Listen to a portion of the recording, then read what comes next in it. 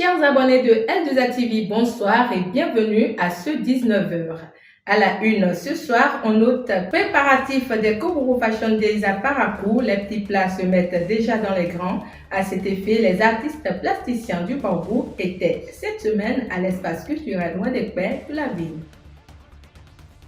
Toujours dans cette édition, nous parlons du trouble affectif, un déséquilibre émotionnel qui rend souvent la cohabitation très difficile avec certaines personnes. Chers téléspectateurs, c'est toujours un immense plaisir de vous retrouver sur ce plateau. Je l'annonçais tantôt, la cité des Koburu s'apprête à accueillir du 2 au 8 décembre la 11e édition des Koburu Fashion Days. À l'occasion, le creuset de réflexion des artistes plasticiens du Borgou à travers le mot d'art marque cette édition d'une touche particulière.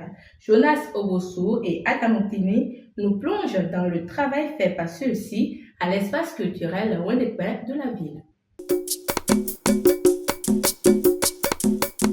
Nous sommes à l'espace culturel Wendekwe de Parakou. À quelques jours du lancement officiel de la 11e édition du Koburu Fashion Days, libre expression est laissée à l'imagination des artistes plasticiens du creuset de réflexion des artistes plasticiens du Borgou, CRAP B.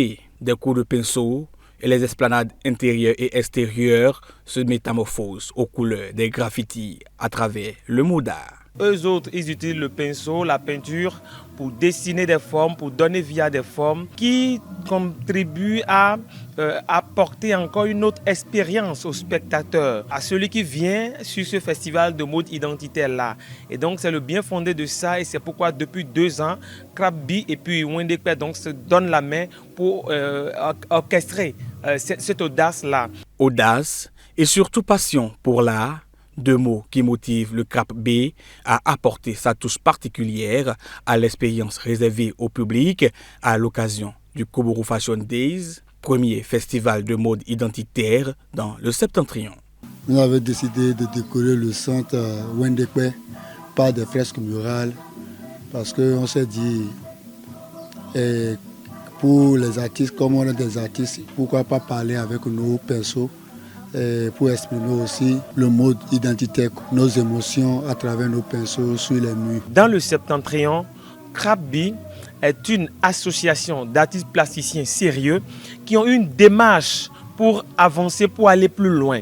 Et c'est pourquoi nous avons mis en place ce partenariat-là, afin que ça soit gagnant-gagnant, afin qu'on puisse quand même les aider à aller de l'avant. Ça fait 1 an qu'ils ont créé leur association, mais ils ont fait des pas de géant. Des pas de géant, le CRAP B en fait, et cela se traduit par moult actions. Nous essayons d'accompagner les initiatives et aussi essayer de créer quelques événements dans la ville, comme la décoration et exposition d'art. Donc nous, quand même, on est fiers d'être avec l'association Wendekwe pour ces initiatives.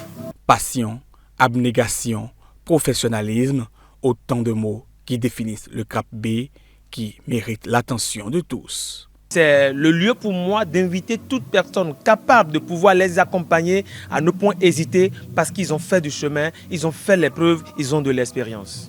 A noter que la 11e édition du Koburu Fashion Days se déroulera du 2 au 8 décembre 2024 avec à la clé 2 grandes soirées de défilés de mode identitaire, respectivement à l'Institut français de Parakou et à l'espace culturel Wendekwe. Les jumeaux occupent une place spéciale dans les traditions africaines. À travers le continent et au Bénin en particulier, de nombreux rituels et pratiques leur sont dédiés. Dans cet élément que je vous invite à suivre, il est question de la manière dont le décès de jumeaux est vécu dans les familles et de l'honneur qui leur est réservé à travers l'art de la sculpture. Malène Ayedamo et Rodolphe Yahi.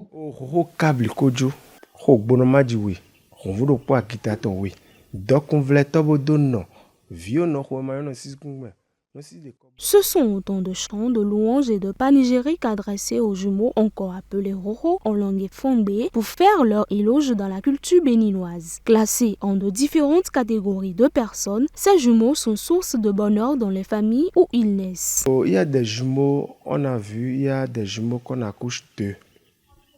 Il y a 3. il y a 4, ainsi de suite. Mais à part ça, il y a encore des jumeaux qui sont nés aussi seuls. On les accouche seuls. Donc ces jumeaux que tu vois là, avant que ça soit naître dans une famille, il doit avoir un problème dans cette famille normalement, sinon ces jumeaux-là ne viennent jamais. Ils sont comme des anges. Les statuettes représentant les jumeaux décédés, bien plus que de simples objets d'art, incarnent à la fois l'âme et l'esprit de ces personnes parties tôt et est également symbole de protection pour leur famille et proches. Cette tradition, qui remonte à des croyances animistes et des rites ancestraux, est d'une grande importance pour les familles car elle permet de maintenir un lien spirituel avec les défunts tout en préservant leur place dans la communauté. Roro, lui, il est parmi tous les fétiches. Il n'y a pas cette fétiche, maintenant qu'on va dire, qu'il n'y a pas Roro dedans là, peut-être c'est faux. Quand Roro vient au monde là, et que son second là repart, vous êtes obligé de ramener celui qui est parti. L'homme meurt, mais l'esprit qui est là, qui gouvernait le corps qui faisait ça, lui ne part pas. C'est ça qu'on essaie d'appeler dans la statuette. Quand ça rentre dans la statuette, c'est comme si celui qui est parti est toujours en place. Donc quand toi tu as de Roro et les deux ils sont repartis. Quand ils sont repartis, quand tu ne les ramènes pas, tu as tous les problèmes de cette vie. Ayant un caractère sacré, il existe plusieurs consultations à faire avant la création des statuettes pour commémorer les jumeaux disparus. Du côté de la statuette, ce n'est pas tous les arbres qui vont pouvoir prendre l'esprit de la statuette là. Avant que vous ne sortiez la statuette, il faut passer par le phare. Sinon la statuette ne sort pas. Il faut passer par le phare et demander l'esprit là. C'est que l'esprit qui incarne cet corps qui n'est plus là. C'est où? Et ça, le phare va t'expliquer. C'est dans quel arbre il avait quitté et venu dans ce monde. Le phare va t'expliquer. Et on demande, c'est l'arbre qui est plus fort et le loco coucou vaudou, de vaudou, l'arbre de l'ireko. Donc on prend l'arbre de l'ireko, on peut sortir. Le loco si on tient regarder, je suis là. Et souvent l'arbre de l'ireko, il faut regarder, c'est souvent les jumeaux qui sont deux fois. Garçon seul qui sont là, parce que l'arbre de l'ireko est tellement fort. Et quand vous allez là, Roro va te dire par le phare, celui qui va sortir la statuette du Roro n'a pas le droit de goûter la boisson même dans la journée. Il n'a pas le droit d'approcher sa femme dans la nuit. Il n'a pas le droit, c'est qu'il y a des choses qu'il n'a pas le droit d'approcher, mais il peut boire l'eau, utiliser, il peut prendre sucrerie. Là, juste à ce qu'ils vont accoucher le Roro. C'est comme ça la statuette. Les jumeaux, souvent considérés comme des êtres spéciaux en raison de leur double nature, sont célébrés à travers ces sculptures qui sont perçues comme des représentations vivantes et protectrices. Elles ne sont pas non seulement un moyen de commémorer, mais aussi un acte de résistance culturelle face aux pressions de la modernité. À travers cette pratique, on observe une continuité entre le passé et le présent, ainsi qu'un respect profond des ancêtres. Mesdames et messieurs, certaines personnes ont beaucoup de mal à maîtriser l'expression de leurs émotions. Ils changent d'humeur de façon incompréhensible et sont souvent difficiles à vivre. Si vous avez dans votre entourage ce type de personne, sachez que cette personne est peut-être victime de troubles affectifs. Qu'est-ce que c'est et comment vivre en harmonie avec les victimes de ce mal? Le spécialiste des questions sociales, un psychologue, il nous en parle dans cet élément. Un trouble psychoaffectif, c'est en fait un phénomène de nuisance caractérisé par des symptômes liés à l'humeur et à l'émotion.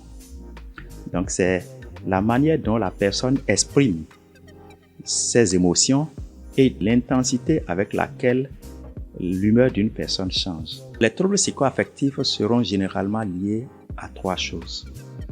La première chose, c'est le développement psycho-affectif mal conduit. La deuxième chose, c'est ce qu'on appelle l'enfance volée. Il y a des personnes dont leur enfance leur a été volée carrément. Et la troisième chose, le troisième phénomène, c'est l'interruption brutale justement dans le développement psycho-affectif. C'est difficile à vivre. La première chose, c'est de savoir qu'il est sous le spectre de troubles affectifs et que l'expression de ses émotions peut être bizarre entre griffes, que ses humeurs peuvent varier avec une intensité et une rapidité hors norme. Ça, c'est la première chose. La deuxième chose, c'est que nous, on doit plutôt faire preuve d'intelligence émotionnelle face à lui. Parce que quand il commence par réagir comme ça, en principe, la colère appelle la colère. La peur appelle la peur. La nervosité appelle la nervosité. Donc, quand il commence par réagir comme ça, en face de lui, on doit faire preuve d'intelligence émotionnelle et lui montrer que nous n'avons pas de troubles affectifs. Nous sommes stables au niveau de notre développement psycho-affectif. Vous allez constater que dans mon développement, la personne qui a les troubles psycho-affectifs n'en est pour rien. En fait, elle est une victime. Donc, le conseil, c'est à l'endroit de la population, des parents. Les paradigmes de notre société ont beaucoup évolué. Tout le monde court de façon effrénée derrière le matériel. Nous occultons beaucoup de choses dans le développement psycho-affectif de nos enfants, tel que nous sommes en train de faire là. Nous ne sommes pas en train de fabriquer de bonnes personnes. Nous fabriquons des personnes qui seront difficiles à gérer demain dans la société, qui auront envie de rassembler mais vont disperser à cause de l'expression de leurs émotions et de leurs sauts d'humeur. Il faudrait donc que chaque papa, chaque maman en tienne compte. Abonnés de N2A TV, ce vendredi, nous découvrons l'information à l'international avec Marlène Ayedam.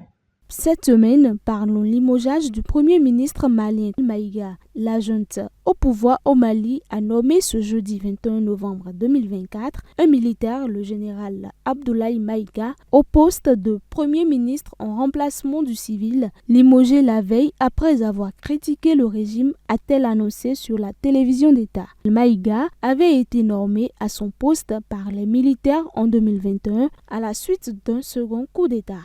Un tour en République démocratique du Congo, la police a arrêté 6 personnes suite au cambriolage et au vandalisme du mausolée de Patrice Lumumba à Kinshasa en début de semaine. Lors du cambriolage ce lundi, une boîte contenant une seule dent recouverte d'or, la seule partie de l'ancien dirigeant qui restait après son assassinat, a été cassée par les vandales selon les autorités. Autre nouvelle, des mandats d'arrêt émis par la Cour pénale internationale contre les Israéliens Benjamin Netanyahou et Yoav Gallant et contre le Palestinien Mohamed Dief pour des crimes de guerre et des crimes contre l'humanité qui auraient été commis dans la bande de Gaza, a annoncé la CPI ce jeudi. L'Union européenne dit que les mandats d'arrêt de la CPI contre Netanyahou, Gallant et Dief doivent être respectés et appliqués. Selon le Premier ministre israélien, la décision de la Cour pénale internationale d'émettre un mandat d'arrêt international contre lui et son ex-ministre de la Défense est antisémite. Eh bien, c'est tout pour le plateau d'information de ce vendredi. Merci de nous avoir suivis. Prenez soin de vous et faites attention à vos proches. Portez-vous bien. Au revoir.